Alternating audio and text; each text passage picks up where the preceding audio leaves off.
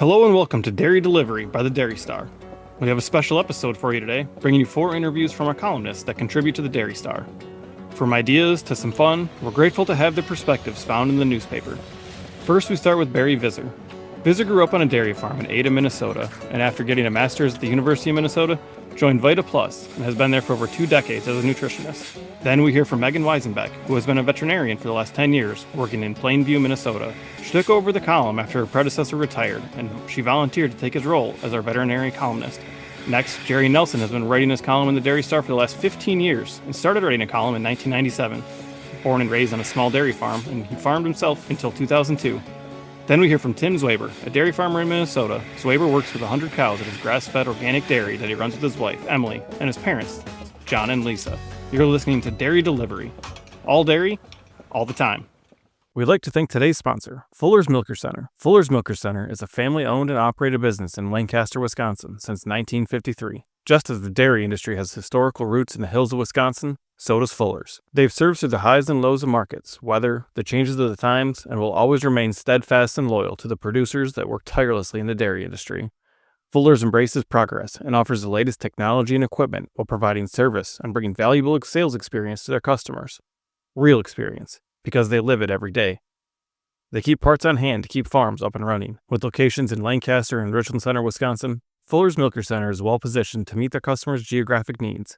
They offer design, consultation, installation, and can even help with financing. Whether it's a new build, a retrofit, a remodel, or simply a facelift, Fuller's can help.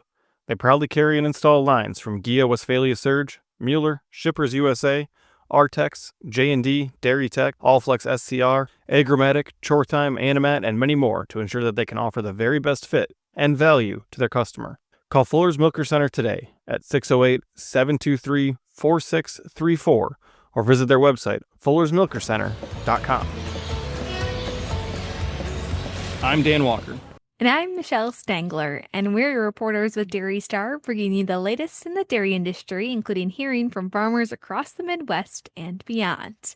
It's definitely been a fast summer, I think. I can't believe we are almost into August, but a lot of county fairs. Yeah, I'd say we got a lot of them coming up. This past weekend, we had the Monroe County Fair. Did a couple things over there. We had La Crosse Interstate Fair 2 weeks ago, so a lot of things going on. What kind of stuff you got going down in your neck of the woods?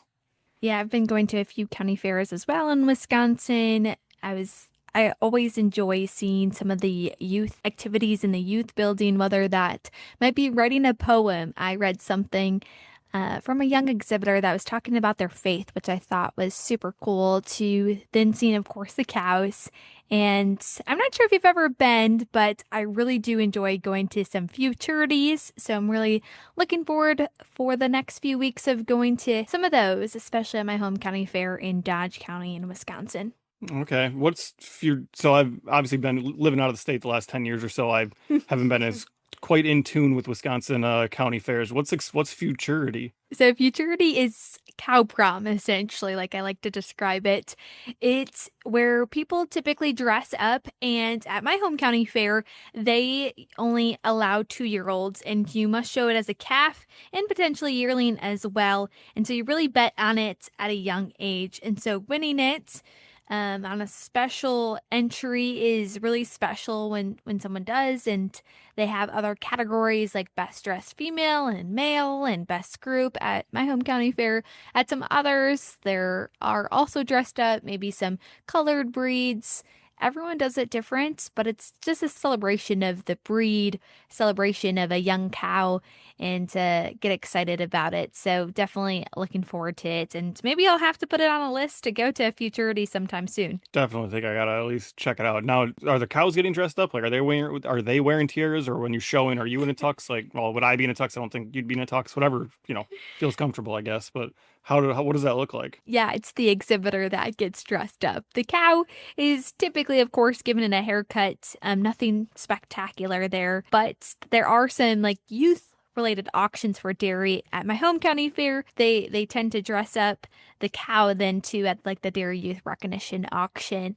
I was part of that a few years ago, and I put sparkle on my cow or some ribbons. So not the futurity, but you can definitely find something pretty and elegant. That's what I really like to think of when I think about a futurity. That makes sense. That's awesome. I mean, you at least got to throw a bow on them if you're getting all dressed up too, right?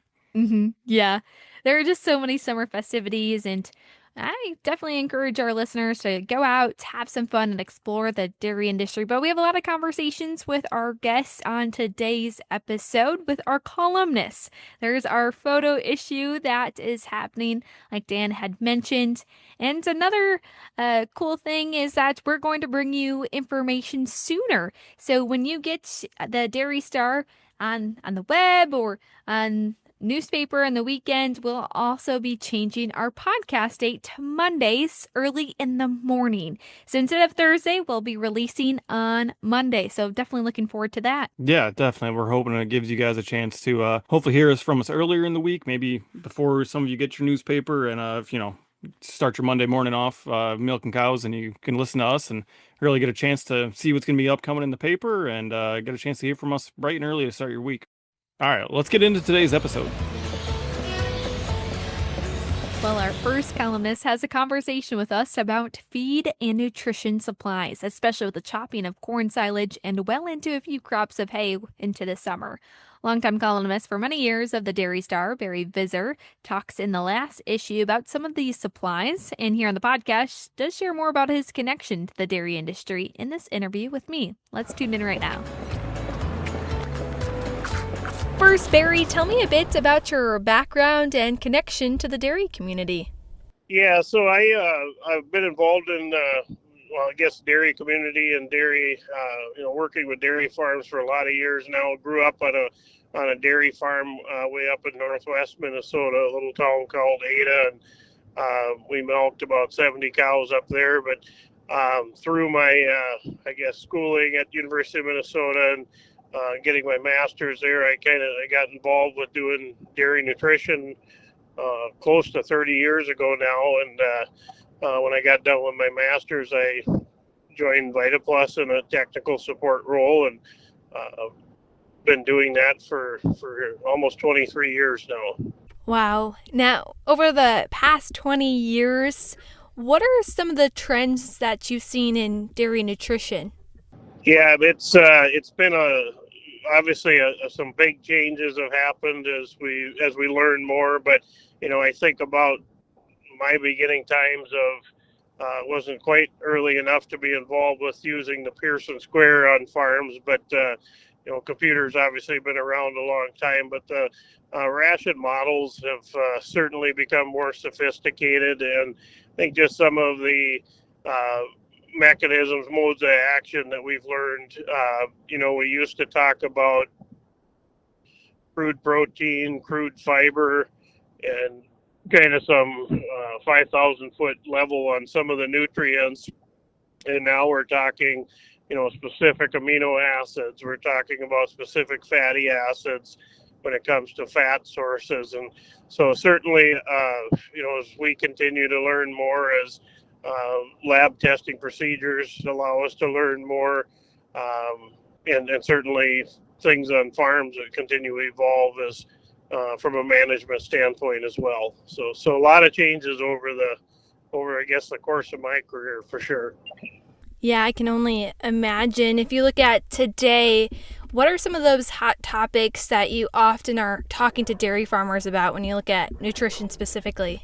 I would say, most recently, probably the topic that's gained the most amount of interest would be the high oleic soybeans, and focused on that on my column a month ago. But really, whether it's a nutrition conference or just some of the trade shows or just some of the conversations on farm, that seems like that's really been a high interest for farmers to consider and look at.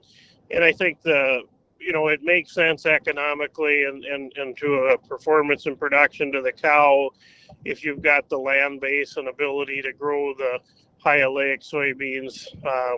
When you can raise more of your own protein and energy, it's generally going to be a win economically.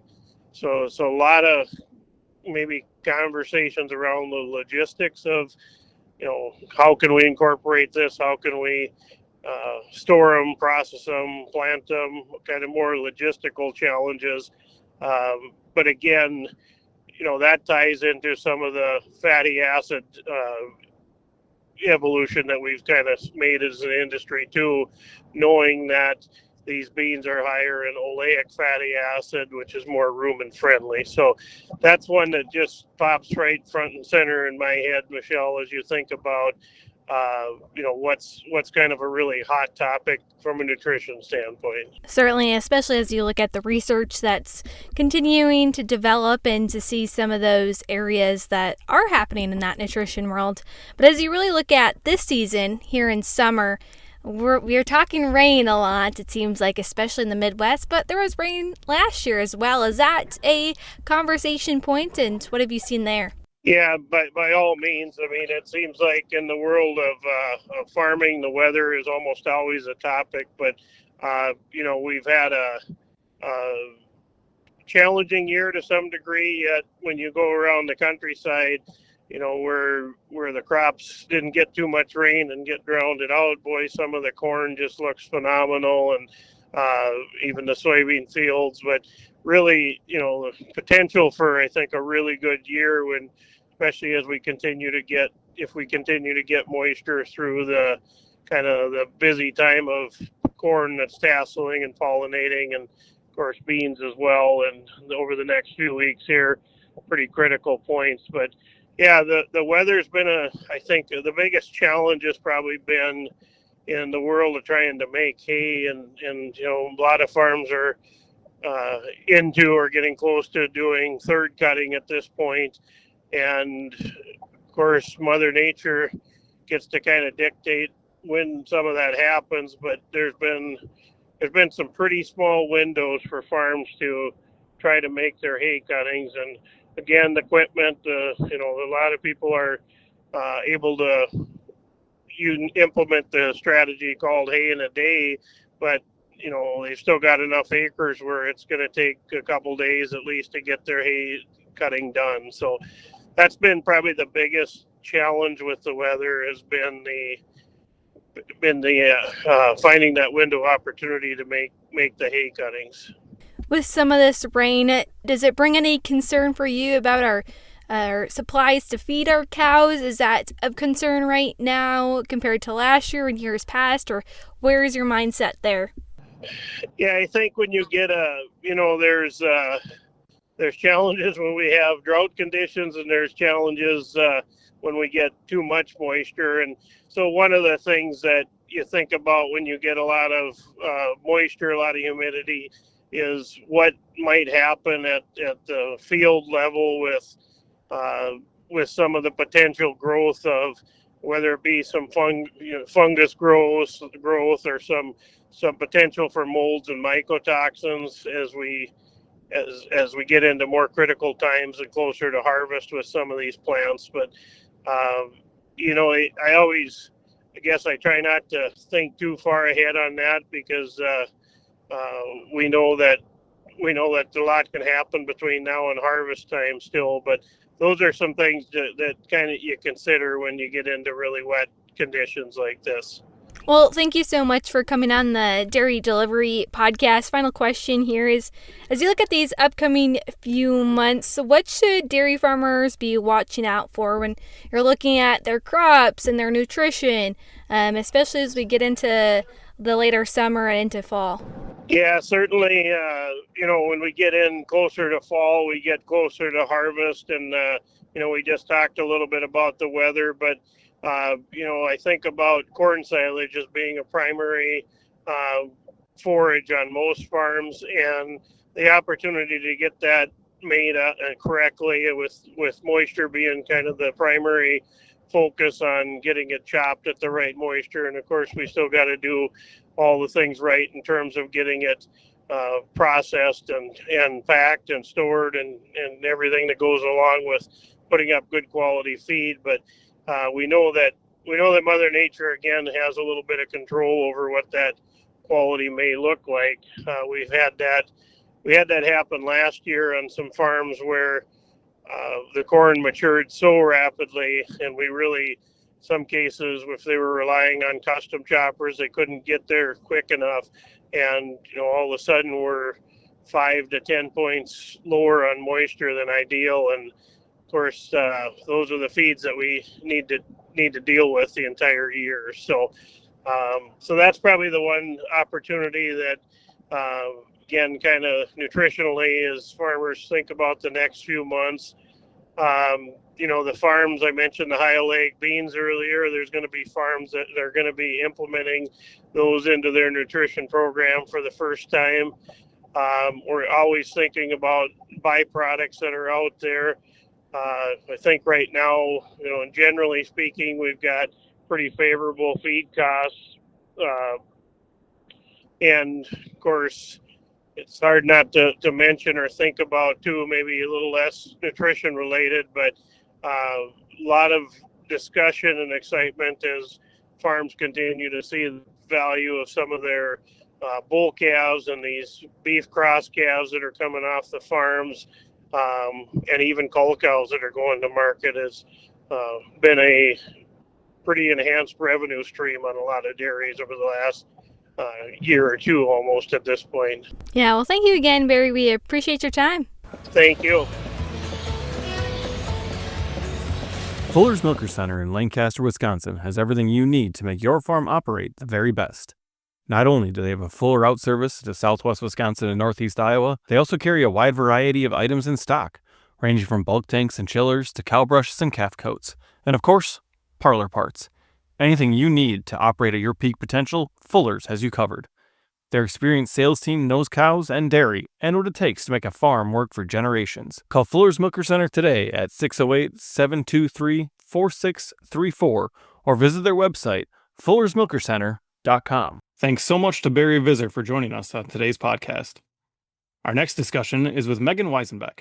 A veterinarian at North Valley Livestock Services, Weisenbeck always wanted to work in agriculture and has an uncle who was a role model in helping her choose her profession. She's been writing for the Dairy Star for the last 2 years after volunteering to take over the column when Dr. Jim Bennett retired. Let's hear more about her perspective as a veterinarian.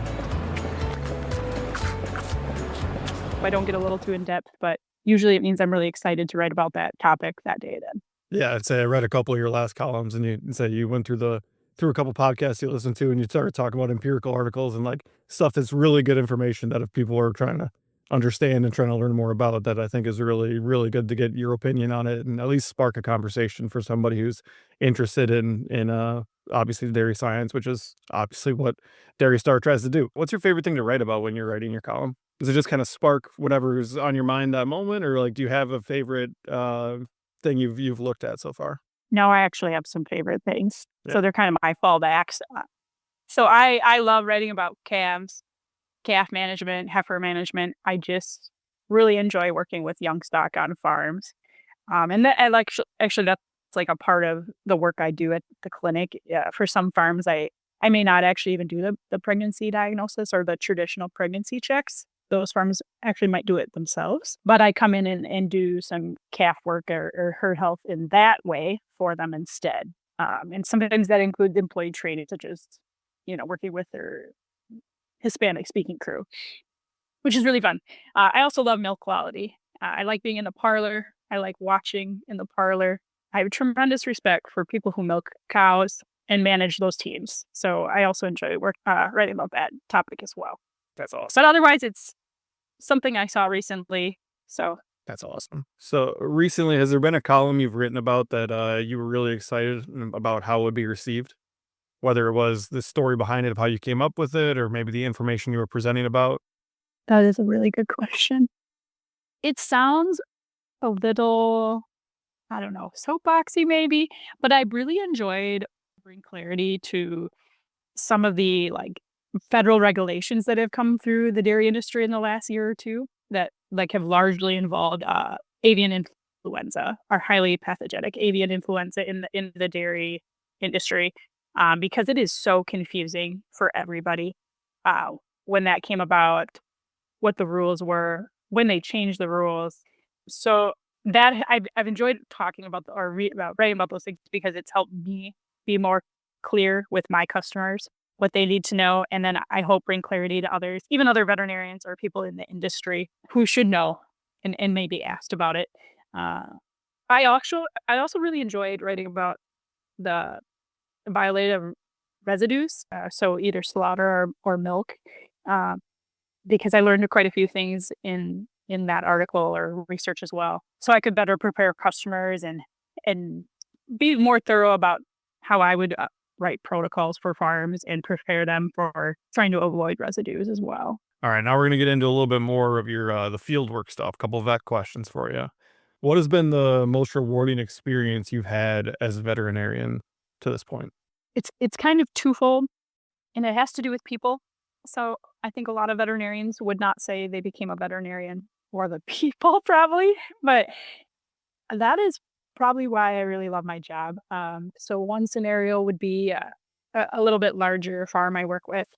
I don't go there every week, but it was really cool. A younger employee, he was working in the herdsman team at one site, and all of a sudden one day he was manager of the new site. And it was really cool to watch him learn over the last 4 years, just the responsibilities and leadership he needs to be a good leader at a farm and move into that role. And I worked with him quite a bit when he was younger. So I was just really proud of him. I feel like I helped him get there. Another thing I really enjoy, some customers I work with have children growing up and coming back to the farm now. And so it's pretty cool to watch them move into management or leadership roles on the farm and work together with their family and just keep moving forward for the years to come. Mm-hmm. I really enjoy connecting with people on the farm that way. So Yeah. Now, another counterpoint. What has been one of the most challenging situations you've had to deal with as a veterinarian? the answer is the same. It's people. I mean, sometimes like the emergencies at night are just really challenging, right? You're tired and they did their best and you can't fix the problem either. And sometimes you just feel bad about it. I mean, there's no way around it. Sometimes I guess I think the most challenging thing is just trying to help customers, depending on their situation and their setup, like build leadership and management teams that work effectively together. Everybody is really different in the way they communicate. And then sometimes we have to add a language barrier into that. And that can be incredibly difficult to get around on a daily basis. You can bring in a translator and work on it with them, once or twice a year, but that's just not feasible on an everyday basis. So for me, I've tried really hard to become bilingual, and I'm not fluent yet, but someday I hope I will be. Thank you for your time, Megan. Really appreciate it. Yes, you're welcome.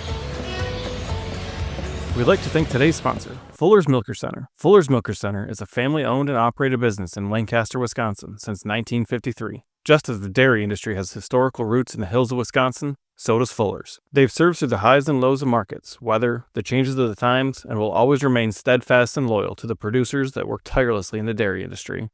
Fuller's embraces progress and offers the latest technology and equipment while providing service and bringing valuable sales experience to their customers. Real experience, because they live it every day. They keep parts on hand to keep farms up and running. With locations in Lancaster and Richland Center, Wisconsin, Fuller's Milker Center is well positioned to meet their customers' geographic needs. They offer design, consultation, installation, and can even help with financing. Whether it's a new build, a retrofit, a remodel, or simply a facelift, Fuller's can help. They proudly carry and install lines from Gia Westphalia Surge, Mueller, Shippers USA, Artex, J&D, Dairy Tech, Allflex SCR, Agromatic, Choretime, Animat, and many more to ensure that they can offer the very best fit and value to their customer. Call Fuller's Milker Center today at 608-723-4634 or visit their website, fullersmilkercenter.com. Thanks again to Megan for joining us here on the podcast to talk all things about her veterinarian work. You can find more about her column on dairystar.com. Our next columnist we'll visit with today is Tim Zweber. Tim works with his wife, 3 kids, and his parents at Zweber Farms in Minnesota. He got started writing his column in the Dairy Star after working with us for an advertisement. During that process, Tim got to talking about quite a few different topics, some farm-related, some not, and we asked him here at Dairy Star to be a columnist. So I'm here with Tim Zweber. Tim's a columnist and a farmer for us at the Dairy Star. Tim, can you tell me a little bit about your farm?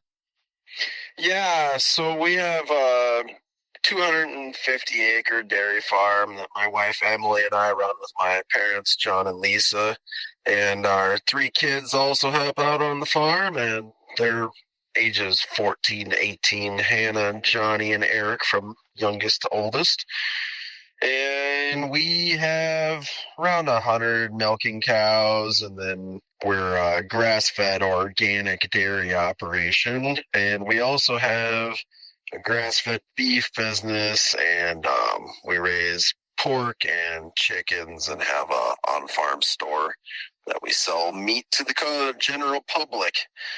And that between those things, that keeps us pretty busy. Diversified a little bit and having your hands in quite a bit of things that's great. So what got you started writing this column for the Dairy Star, and when did you start writing for it? Yeah, Mark called me up for to do an ad with me for PC Dart that I use for keeping track of our cows, and I talked so much that he and about so many different things that weren't related to at all what we were supposed to be talking about, that he decided that I'd probably make a good columnist. I seem to have a lot to say. Judging by how our pre-interview conversation went, I would agree with that. But it was all good stuff. Good to hear for some things about you. That's for sure. So, why do you think it's important to have a column written by a farmer in our paper? Obviously, our main clients are your peers. So, why do you think it's important to have that column? Yeah, I mean, I don't know. As far as I don't know how important I am in the world, but I always enjoy reading. I always enjoy reading things other farmers write. I always like reading the round table kind of things where they just have a topic and interview a bunch of farmers and see what they all think about the topic and how they deal with it on their farm. And I mean, what I write in the column is rarely helpful to anybody regarding, how to run their farm, but just a little relatability thing, usually something that some stuff that everybody deals with in their life. Know that someone else is doing that too. Yeah, for sure. Yeah, that's our side of the fence has definitely been, that's the section you're kind of talking about there, where we get to talk to people from all over our readership area about different things they get to handle on their farm. And that's definitely one of my favorites to read as well. Like you said, just the difference of opinion in people from, North Dakota to somebody who's in Illinois. And you think the upper Midwest going to have some similar things, but not realizing how not far away, but like just different practices on different farms is pretty cool. Oh yeah, I'm always amazed, even just within Minnesota, the different regions of Minnesota, how much different a practice or something can work on one farm, and you go, a couple hours north or west, east, and that's not how it's going to work there. Right. Definitely. What has been your favorite column to write, or have you gotten one that you've gotten a lot of good feedback on? Oh man, that is a good question. I mean, I enjoy writing all of them. I usually spend a day or two before it's due, just driving around in the skid loader tractors and thinking about what I'm going to write about, so that when I actually manage to find time to sit down and write it, which is usually about 10 o'clock at night, I don't spend too long writing it. Hopefully I have it mostly written in my head before I sit down to do it. Yeah, as far as the one that I think the most fun feedback I've gotten about my column, I went into the local FSA office to, I can't remember, crop reporting or filling out one of the various paperworks that the government wants you to fill out. And they had a Dairy Star paper on one of the desks there. And, oh, you guys got the Dairy Star? Yeah, we read your articles, but we read them out loud in your voice. I was like, that's really funny. Apparently they get a kick out of what I write. Well, that's good. That's funny. You mentioned working with your parents and your kids and the family. What are some maybe challenges or some fun stories you have of working with your family on the farm and with your store as well? Well, I mean, obviously working with family is challenging because everybody remembers everything that anyone ever did wrong in their entire life, or at least, so you can never be like, oh, that'll work. Like, no, remember that time in like 1990 when you said something like that? I mean, man, that was a long time ago. I don't think that applies now. But that's a challenge working with families. Everybody has very long memories of good or poor decisions that you had in the past. Most definitely. Yeah. And I mean, some of my favorite things working with family is just like me and dad and the boys and are doing hay, and Emily and mom and our daughter Hannah are keeping everything else running while we're doing that. And like this year, twice we've managed to get hay put up exactly in the weather window and be all done. And that's like the best feeling when shit goes well. I mean, the epics of everything going wrong and you still getting done make good story, but they're not nearly as much fun as when everybody knows what they're doing and gets it done and everything works great. Yeah. Yeah. So that almost feels like a trap when that happens, though, right? And so you get a little. Yeah, you're kind of looking around for what did I forget about? Exactly. Yep. Well, Tim, I really appreciate your time, and people can always check out your column in the first section of the Dairy Star, and we really appreciate you hopping on this call and talking a little bit, and obviously all your contributions to the Dairy Star. If you want to see more of Tim's column, search for Tim Zweber on the search function on dairystar.com. That's Tim Zweber, Zweber. Our final columnist is someone who has been contributing to the Dairy Star in many different ways across the Midwest. Michelle had the chance to catch up with Jerry Nelson of how he came to Dairy Star and the column he writes. Jerry, why don't you first tell us about your connection to the dairy industry? Well, I was born and raised on a small dairy farm. We milked 30 cows on my parents' farm. So I grew up milking cows in a stanchion barn. And in 1979, I graduated from high school in 75, and I stayed at home and worked for Dad. And in 79, I managed to rent my own dairy operation a little bit south of Brookings. And so I set up my own operation and was milking 35 cows in facilities that were probably new in the 1950s. But, I didn't care. I just wanted to dairy farm in the worst way possible. And 4 years later, my landlord said that they were going to turn that farm into houses and I'd better find a new place to live and milk cows. And by then I was married and my wife and I had our first son. And so we looked around and we decided to form a partnership with my parents and combine our herds and build a 100-cow facility with the double six herringbone parlor. And so we did that. And then at the same time, my grandparents' farm came up for sale, which was across the section from my parents' farm where I grew up. And both farms have been in the family since homesteading days. So it was kind of nice to keep both farms in the family. And I continued to dairy farm until 2002 when I decided to exit the business and had an auction. And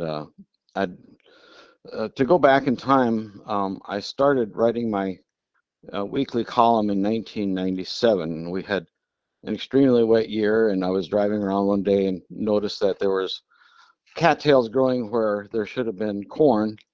And so I wrote a spoof letter to Mel Closter, my county extension agent, and asked him if he didn't know some cheap and effective herbicides to get rid of the cattails in my corn. And while he was at it, maybe he could help me eliminate the ducks and the power boats that are out in my cornfield too. Mel encouraged me to get that letter published. And so I took it to Chris Schumacher, who was the owner and editor of our little local weekly newspaper, the Volga Tribune. And he said, yeah, I'll publish this. What should we call this? And I said, what do you mean this? He says, well, this is a newspaper column. What should we call it? I said, I don't know. I've never done anything like this before. So Chris said, what's wrong with the salutation of the letter, Dear County Agent Guy? Because instead of writing Dear Mel, I'd written Dear County Agent Guy. And I said, okay, fine. That's all the thought that went into it. And so I've been writing a column a week ever since. And somewhere along the line, the Dairy Star became aware of my column and began to publish it. And that was before I exited dairy farming. So they began to publish my column. And after I exited dairy farming, I write about everything that happens. And so the folks at the Dairy Star were aware that I'd quit farming. So they approached me and asked me if I'd like to come aboard the staff as a writer and an ad salesperson. And I said, well, I guess I'll have to ask my wife. And my wife said, well, if you don't take this job, you'll never have to worry about another thing ever again, because if you don't take this job, I'm going to kill you. So I took the job, and I worked for the Dairy Star, then selling ads and writing stories for 21 years. Wow. And you're here today. You've had a long history. Tell us why you enjoy it so much, that you've been here for quite a few years. Well, writing a column is similar to farming in a way. You decide what you're going to do and then go about doing it. And it's up to you to decide how to accomplish the goal. And it's also sort of like building something or putting together a puzzle, a jigsaw puzzle you don't have a picture to go by. But when you get some pieces to snap together, you get this aha moment. And there's a lot of pleasure in that.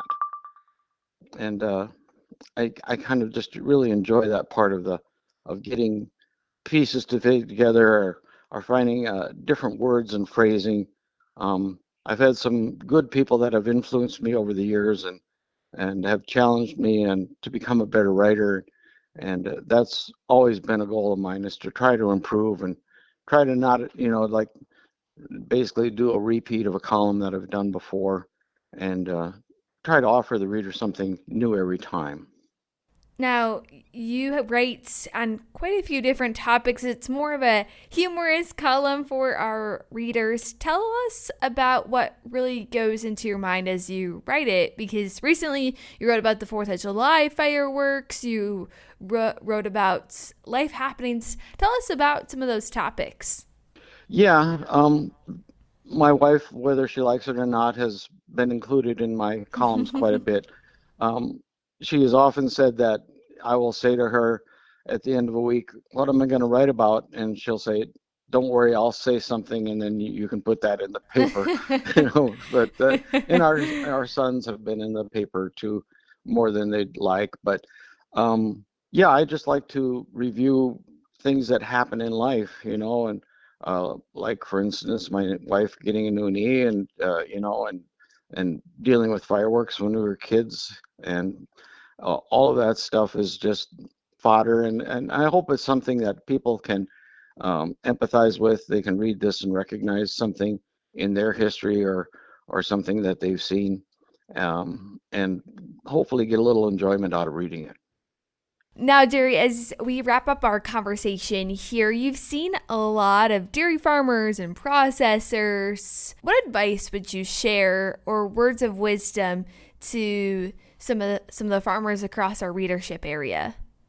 Well, I think farmers know this already, that you have to love what you do, and that's one thing I've seen in dairy farmers that I've talked to, is that their passion for the industry, their love of the land, their dedication to their craft and their animals.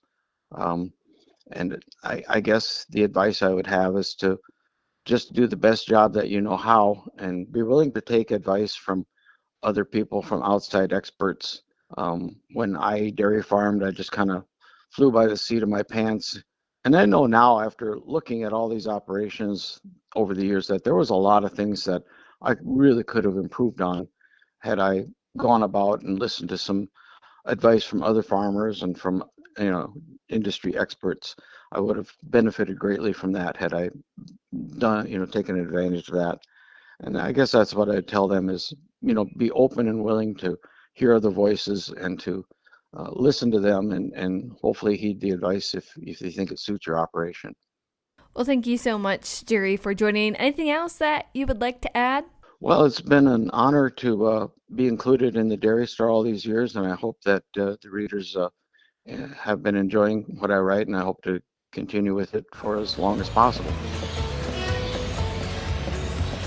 We'd like to thank today's sponsor, Fuller's Milker Center in Lancaster, Wisconsin. A family business since 1953, Fuller's has been with the dairy industry through its highs and lows and continues to be there for farmers. So when your dairy wants to take the next step, look no further than Fuller's Milker Center. Reach out to them today at 608-723-4634 or visit their website, fullersmilkercenter.com. You can maybe get a laugh or two from his column, Deer County Agent Guy, on dairystar.com. Well, in this latest issue of the Dairy Star, we had well over 40 different stops our reporters made to take pictures of what was happening at the farm, to fairs, to even some events. First, a picture you may not want to miss is a woman named Montana Krieger of milking cows before she got married to Weston Schmitz just almost 2 weeks ago. They both work for Sunshine Dairy LLC near Arlington, Minnesota on the 100-cow dairy farm. Another photo feature were a few building additions. Our Minnesota reporter Amy Kylo saw the Seitzer family dairy farm near St. Peter, Minnesota expand the barn, renovating their existing tie stall barn with freestalls and headlocks, and putting up a silo for corn silage storage. Once the switch to a robotic milking unit is complete in this facility, Nick and Peter Seitzer plan to expand their herd from 58 cows to 65 or 70 cows. We also saw another farm building in Fort Ripley, Minnesota. Our Minnesota reporter Tiffany Klophocky took some pictures of the Kahi family. There, they are building a new robot milking barn that will house 3 milking robots. Another photo stop was near Forest Lake, Minnesota at Autumnwood Farm. There, the Denningers milk 115 cows and also have an on-farm creamery that also provides some tours. Another on-farm creamery can be found near Cedar Grove, Wisconsin, where one of our Wisconsin reporters, Stacy Smart, stopped at Farm Staples Creamery, which just opened May 1st. The farm also sells milk at their on-farm store, which also carries beef, pork, eggs, honey, ice cream, and a few more, so that makes me a little hungry. Definitely. Always love those on-farm ice cream shops. Those are my favorites. Our reporters also found many recreational activities, like watching hot air balloons just outside the freestall barn. One of our Wisconsin reporters, Danielle Nauman, took some pictures of Ben and Ethan Seehafer that watched them just outside of their barns near Marshfield, Wisconsin. The festival was held next door to their farm where they milked 250 cows. The final stops we'll mention are the kids having fun. Amy Kylo also took some pictures of a family enjoying a slide with some extra silage plastic. She saw some kids with Voss Dairy heifer site near Goodhue, Minnesota. For some years, the family has also made a pool out of bales ratchet strapped together with unused silage plastic serving as the liner. That makes it so fun. I also traveled down to Illinois to see how the Hike Camp family near East Dubuque, Illinois do their chores together as a family. From feeding calf to hay to the heifers, it was fun to see. Now, this episode was a nice change of pace for us, getting to speak with some of those people who we don't get to interact with every day, but are in every issue of the paper. And with this issue being our photo issue, we still have something for you to read in the paper. Check out the crop and weather report and hear how some people are handling this summer and the growing season from across our readership area. That might be the only thing you can read in this issue, so we hope you enjoy our photo issue. And just a reminder, instead of listening to our podcast on Thursday, we will now be publishing on Monday mornings. So you can expect to listen to our next conversations on Monday, August 11th. And if you or someone you know is interested in being featured in the Dairy Star or on Dairy Delivery, please reach out to us at dairydelivery@dairystar.com. You can listen to Dairy Delivery on Spotify or Apple Podcasts or wherever you subscribe to podcasts. And thank you for listening to today's episode. We'll talk to you soon on another episode of Dairy Delivery. All dairy, all the time.